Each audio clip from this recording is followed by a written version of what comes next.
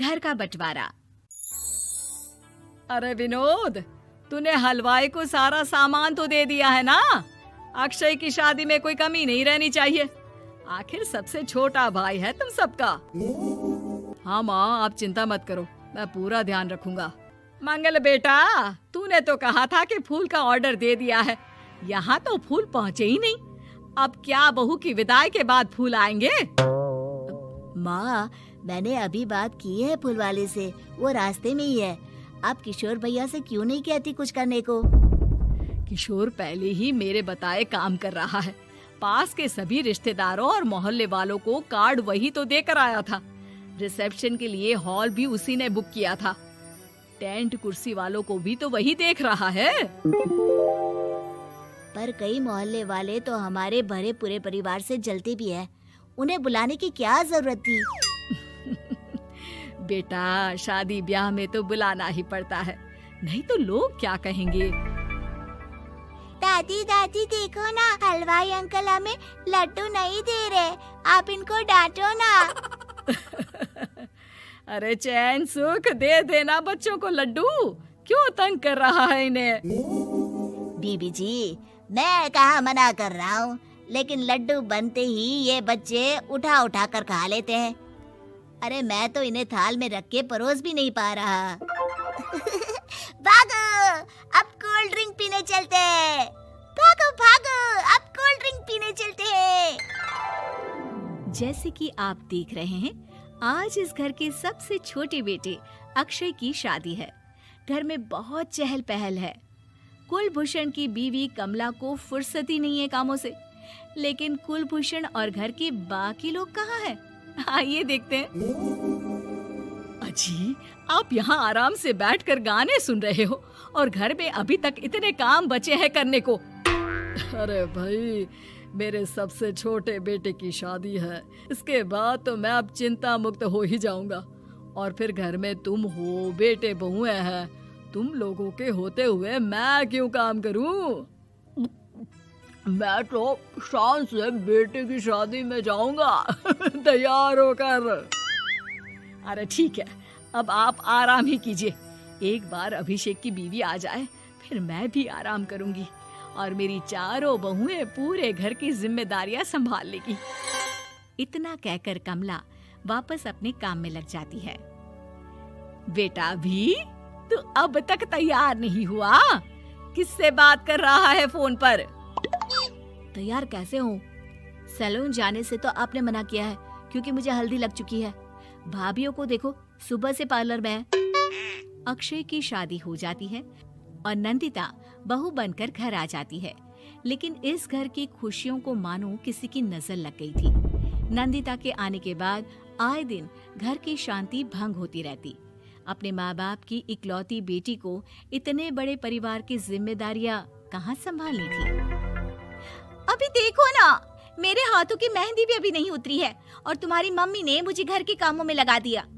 मैंने सोचा था कि घर की सबसे छोटी बहू होने के कारण मुझे सब पलकों पर बिठा के रखेंगे, पर यहाँ तो पलक झपकने की भी फुर्सत नहीं मिलती।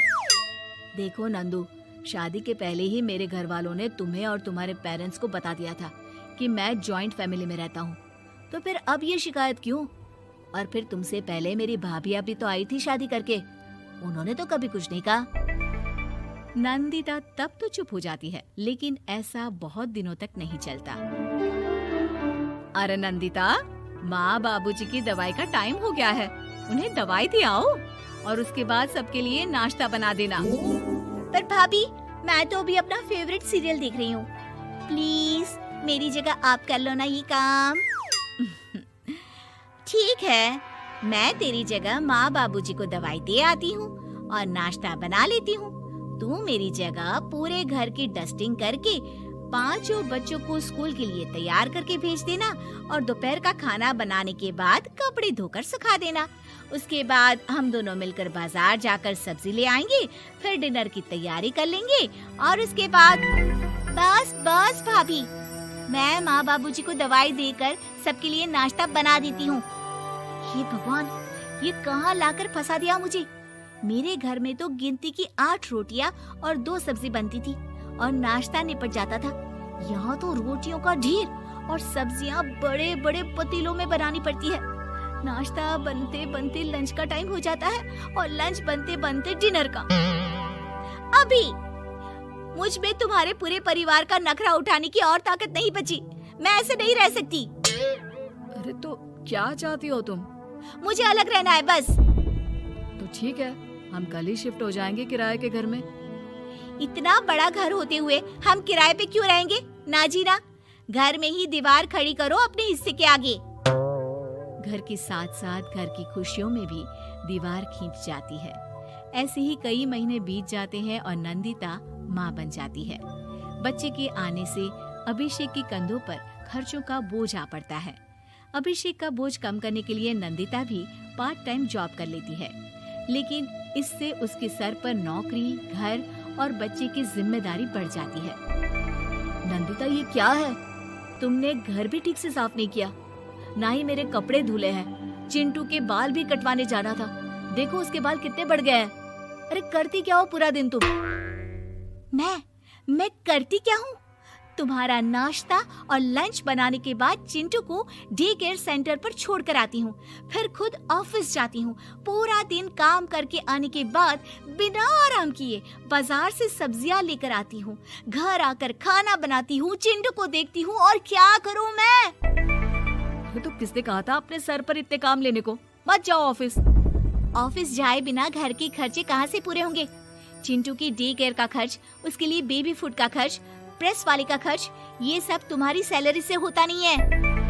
अगर परिवार से अलग नहीं होती तो इतनी मुसीबतें नहीं उठानी पड़ती तुम्हें परिवार के साथ मिलकर काम करने में दिक्कत थी, लेकिन काम तो अब भी बहुत है तुम्हारे सर पर। चिंटू को भी डे केयर भेजने की जरूरत नहीं पड़ती। उसको गोद में खिलाने के लिए दादा दादी और घर के सभी बड़े होते। उसके साथ खेलने के लिए उसके भाई बहन भी होते। मेरे तीनों बड़े भाइयों के बच्चे भी बड़े हुए हैं, लेकिन बिना महंगा बेबी फूड खाए, क्योंकि मेरी माँ और भाभियाँ बहुत अच्छे से जानती है कि बच्चे को क्या खिलाना चाहिए। बिजली के बिल जैसे खर्चे भी सब मिलकर बांट लेते थे। लेकिन तुम्हें तो सबसे अलग रहने में ही मजा आता है, तो अब शिकायत क्यों करती हो? बस करो अभिषेक, बस करो। मैं मानती हूँ कि मैं गलत थी। मेरे एक गलत फैसले ने हमें बिल्कुल अकेला कर दिया है सबसे।